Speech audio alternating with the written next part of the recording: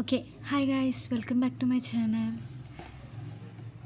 In this short, I'll give you a brief explanation of what is diabetes. Okay, జనరల్గా diabetes అంటే అందరూ ఏమనుకుంటారు, ఏదో వచ్చేసింది సంథింగ్, ఈరోజు ఏముందిలే అందరికీ ఉంది ఎవరికి ఏమవుతుంది అలా మాట్లాడుకుంటారు. కానీ diabetes is much more bigger picture.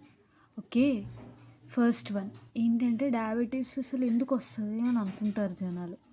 ఒకటి, ఇన్సులిన్ అనే హార్మోన్ ప్రొడ్యూస్ అవ్వకపోవడం వల్ల.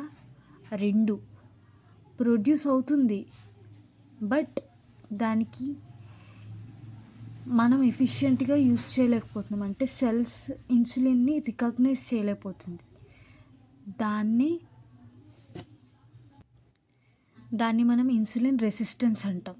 ఓకేనా, జనరల్గా ఈ రెండింటి కారణాల వల్ల మనకి డయాబెటీస్ అనేది వస్తుంది.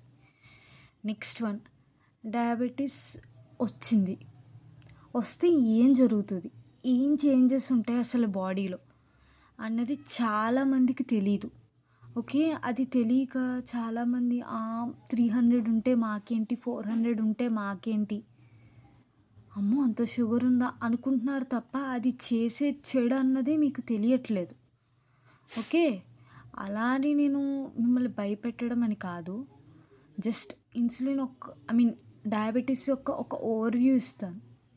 ఫస్ట్, అసలు ఏం జరుగుతుంది డయాబెటీస్ కండిషన్లో, అసలు ఏం జరుగుతుంది ఒక మనిషికి, ఏం జరిగితే మనం డయాబెటీస్ అంటాం, అసలు అది ఏం చేస్తుంది బాడీని, దేనివల్ల మనకి అన్ని చేంజెస్ అనేవి బాడీలో వస్తాయి అన్నది తెలుసుకోవడం ముఖ్యం.